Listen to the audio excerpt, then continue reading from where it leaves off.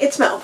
It is the middle of March, towards the end of March. It's March 24th, and I have started my next book for the TBR Spin. So this was my February pick for the TBR Spin, and if you are not familiar with the TBR Spin, it is a super fun booktube game designed to help you read down your TBR over the years. It is run by Sarah from Freshly Read Books, and at the beginning of the year, we pick 12 books and make our TBR stack.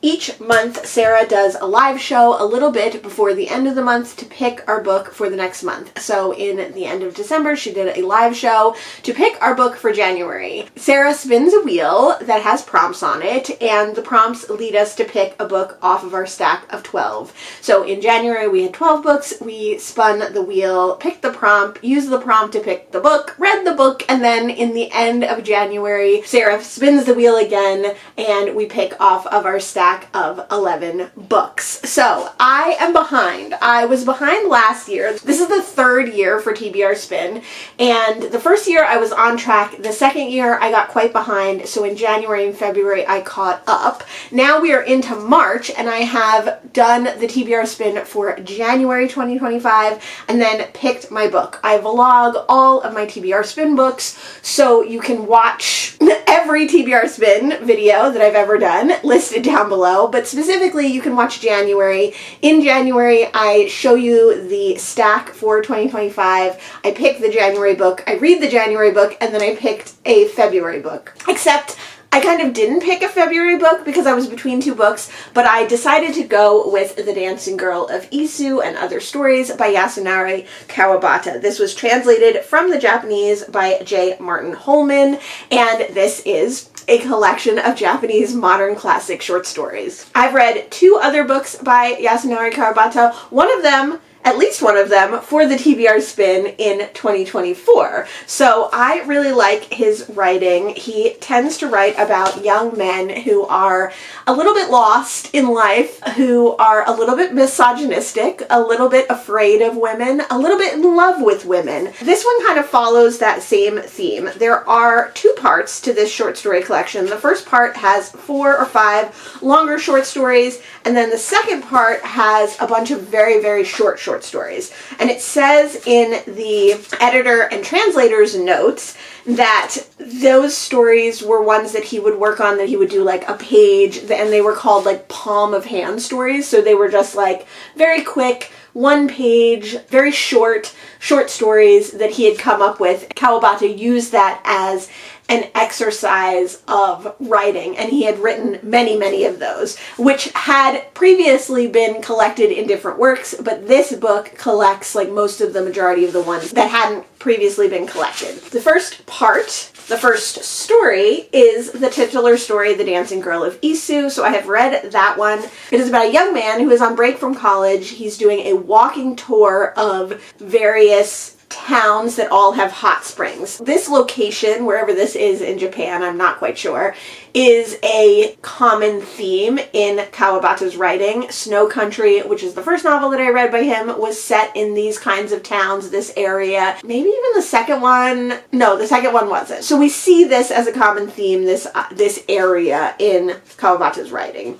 The young man in The Dancing Girl of Isu sees a dancing girl and kind of becomes enamored of her. She is part of a traveling troupe of entertainers, and he kind of insinuates himself into this troupe in order to learn more about the girl and kind of befriend the various people in the troupe, and the short story goes from there. So this one was really interesting. It was about 35 pages, and it did feel like a fairly complete small novel, short story novelette. It's unclear how much of Kawabata's writing was autobiographical or autofiction, or how much was completely made up and completely fabricated, because he was a fairly mysterious figure and he kept a lot of his personal things to himself, his personality to himself, and his personal history to himself. So Diary of My 16th Year has an author's note. It is a diary in diary format with dates, and it's all about Kawabata when he was 14, because it mentions that it's the old way of counting birth years in Japan. So he is a 14-year-old boy, and he is watching his grandfather pass away,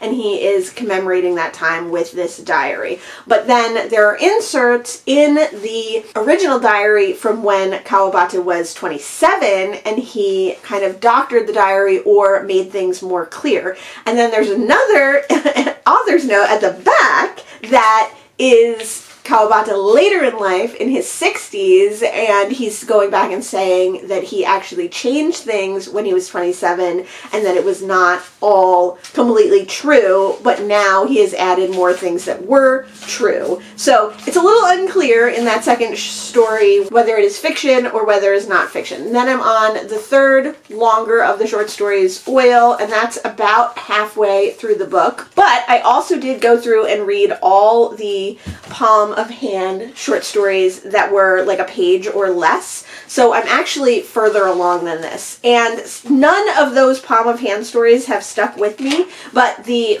longer two short stories I have really enjoyed. Now, those palm of hand short stories didn't stand out in my mind, haven't stood out in my mind as memorable events or memorable stories, but I genuinely liked them all while I was reading them, so that kind of sticks out in my mind. Having read some not great, very short stories last year when I was reading a bunch of short stories, Kawabata's stories don't individually stand out, but they stand out as being more, I don't know. I will come back to you when I've read some more or when I finish this one and let you know how I liked it and what I thought of it. So far, I think my ranking on Kawabata books is probably Snow Country is at the top, so in the order that I read them. Snow Country, and then Thousand Cranes, and then this one. Let me know if you've read any Yasunari Kawabata. Let me know if you've read any other Japanese translated modern classics that you would recommend, because I definitely do love to read this style of writing.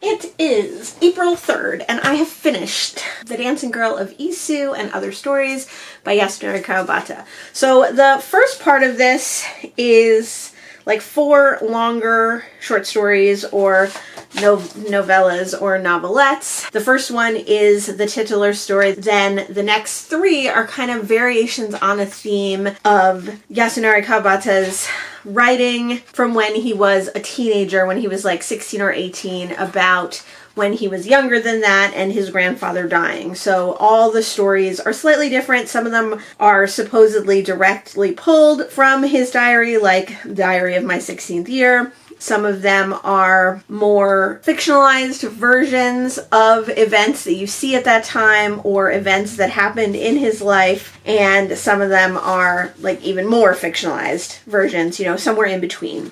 And then the next part is the palm of hand or like very, very short stories section. I thought these were really interesting. I did really enjoy them, but I think that some of these really short stories, you know, you're never going to get like a very full, well-rounded story out of it because of the nature of it being so short. I did like the Third Class Waiting Room. I think that was my favorite out of the shorter of the short stories because that one did kind of have overarching and then well-rounded finish to it. But I like Yasunari Kawabata's writing a lot, and I think this particular collection was very much of a theme and of a muchness. So the theme was all very similar for a lot of these. There were some that were different, but a lot of the stories had very, very similar themes and ideas. Not all his writing is like this, and I think the themes that he picks are interesting. I do think that there are common themes, especially to do with women and men, how they interact, and also like men being isolated, and specifically like his main characters being isolated, as it seems he may have been in his life, in his childhood, in his youth, and his later life. So I thought it was really interesting. I definitely plan to read more of his stuff, and this was my February pick for the TBR Spin. So now we can go ahead and pick March. Let me pull up Freshly Read Books' March TBR Spin live show, and we can watch the spin from there. On my spin list, we have The Sentence by Louise Erdrich, Begin Again by Eddie S. Glaude, Love, which is standing in for whatever the next Toni Morrison is that I need to read, The Life of Aloda Aquino, which is a slave narrative, The Turquoise Ledge, which is a memoir by Leslie Marmon Silko, The Dead Take the A Train by Richard Kadri and Cassandra Kaw, How to Pronounce Knife by Sovankam Tamavangsa. It's interesting because I guess I always thought that this was a knife on here, but it's not a knife. It's a nail file. Just making note of that. 8 Men by Richard Wright, which is a short story collection. Spy Family, which is a manga. And Cain by Jean Toomer. I definitely don't have like a wish for this one. I enjoyed reading short stories. It did take me a while. I guess I'd like the possibility of something that I could also read on audiobook if I need/want to. That wouldn't be bad. I don't know. I've been a little bit not mad with reading. I've really had a great time reading. I've really enjoyed reading, but just in the last couple of days, I've felt a little like, I don't know what I want to read. I don't know what I'm in the mood for. I'm trying to get through reading a bunch of short stories from a subscription that I want to get rid of. Kind of anything that I have on my shelves that I could get my teeth into a little would be nice. Okay, so that's interesting because Sarah said she's going to add more reading sprints, more TBR Spin reading sprints throughout the month, and I have seen that she has had more on her channel, so I guess that's why. Okay, so the spin was a book that was a cover by. So I could read Cain because I actually have another version of this that I bought because I liked that cover as well. So I would say I already had a copy, I hadn't read it, that could be the cover by, so this is a possibility.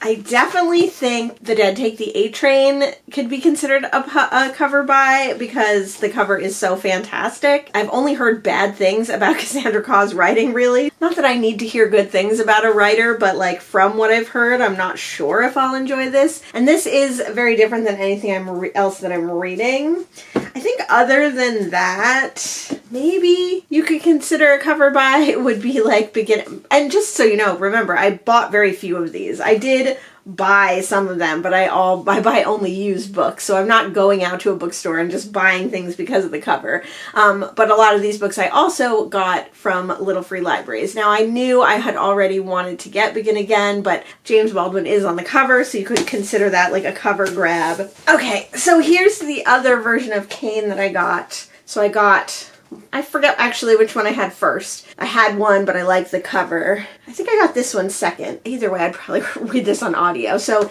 this is a possibility, or The Dead Take the A Train. This happened last time too, but I think what I need to do is read a little bit. Cain was actually in my pick for last time. It was between Cain and The Dancing Girl, and I didn't actually end up reading some of them. I just started reading that short story collection. So I think I need to read a little bit of both of these and pick which one I'd like to read more. I'm kind of leaning towards The Dead Take the A Train because I haven't read anything in like a true fantasy bent. Well, that's not true. I recently read What Moves the Dead. So that's like the closest like fantasy, but I haven't been reading a lot of like fantasy or like sci-fi, so I'm leaning towards this one, but I will check on this one too, and we will see which one I end up with for March. So let me know if you have already read March's book. It is April 3rd, so you very well may have. Let me know what you got for your March spin, what you picked, whether you've read it already or not. Don't tell me what April spin is yet, because hopefully I can can catch up in April and get caught up on the spin and start to do them in the months that they're supposed to work in. So that would be ideal. Thanks so much for joining me today, and I'll see you in the next one. Bye!